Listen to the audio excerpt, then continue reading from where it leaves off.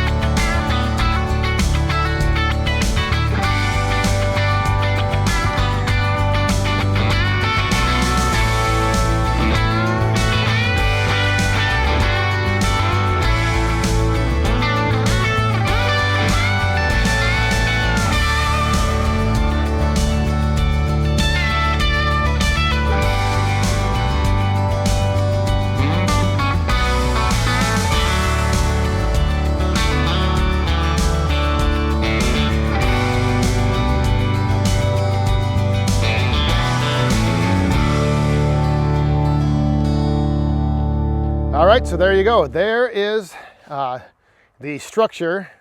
Not quite complete yet. Still need a roof on it of some sorts. I may still try to use some of that plywood siding that was with the pallet when I got it. I'm going to see about that. I'm going to try it out and see how it goes. Otherwise, Slick Willy may have a contact and might be able to get me some steel for the top.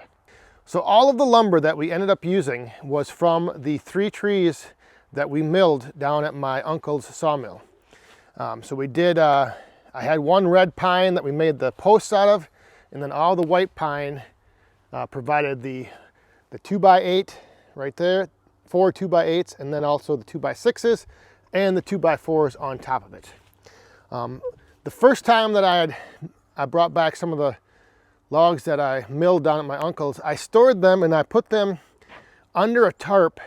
And I don't know if there was just moisture under the tarp or what. I had the sides open, but I still ended up getting some of this mold on some of the pieces of lumber. So not overly worried about it. I kind of like it actually, kind of gives it that rustic look. But yeah, there is how everything came together. I wasn't sure how Slick Willy was going to construct this, but we notched out the posts, then set the 2x8s on there, and then he just put these little blocks on and then attached the rafters to that. And pretty simple, but effective. I like it. I'm actually thinking I'm gonna duplicate this design going forward. So here on the back side, I'm not sure yet. I kind of want to utilize this area right here. So I might end up extending this one bay back a little bit. And so I'm going to extend the roof line as well. So that's why we haven't finished up this back, put on the last purlings on the last row here, just because I'm not sure yet. I'm still trying to figure that out.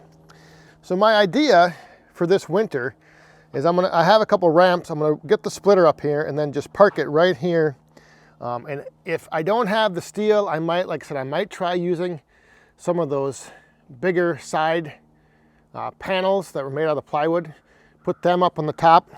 But basically I wanna be able to have my splitter accessible if I wanna split and then not have to worry about covering it up with like a tarp or, you know, just digging it out from snow and whatnot. So last year I had the splitter over here in the shelter with the tractor, and it was just a tight fit in there with both the splitter and the tractor. I'd always have to turn the splitter sideways, and then if I wanted to pull it out, I'd have to turn it again, pull it out. So that's why I think now with this plan this winter, I'm gonna have it sitting up here. I'm not quite sure yet if I'm gonna split coming out the front or split coming out the side. I'm not exactly sure how I'm going to arrange the splitter just yet, but I'm going to get it up there and test it out and see which works best. Because what I was thinking is if I did split out the end here, I could bring rounds up with the tractor, and my bucket fits right between these. There's enough room between these posts to drive the loader bucket in. That's also going to work out great for future, if it becomes a wood shed. I can drive up in there with the bucket, stack the wood in there, and then when I need to bring it out, I can drive in there with the bucket, load it into the bucket, and drive it out. What used to be just the big mega pallet now has sort of a top to it. Not exactly sure what I'm going to do, but like I said, I'm going to first try putting up there just temporarily some of those big panels. Let me show you those. So these are the big, the side panels that were on that pallet. So these are like 13 feet long and 8 feet wide. So if I took like 2 of those and just set them up on top of that framing, it would provide shelter, and then, you know, it would provide cover, and then I could just put a tarp on top of that to protect it from the snow and the rain. But like I said, Slick Willy is looking into possibly getting some steel, so that would end up working out a little bit better. So there's the update from the mega pallet, and now the structure on top of it. That's going to serve, like I said, this winter. It's going to serve covering the splitter, and then potentially in the future just act as a woodshed. But I have some more plans and ideas now that I've seen this of what I'm going to do and how I'm going to lay things out, as far as like on this side, and I might extend it that way. I got all kinds of ideas going on. So again, I wanted to give a big shout out to Slick Willy for coming up here all day and hanging out, building this. Like I said, he did most of the work, but I did learn a few things. So it was pretty cool to see how it all came together. And now the finished structure, I think, is going to serve its purpose well going forward, like I said, for both the splitter and future firewood. So thanks for watching. Hope you guys enjoyed. We'll see you next time. Stay safe, have fun, and be cool.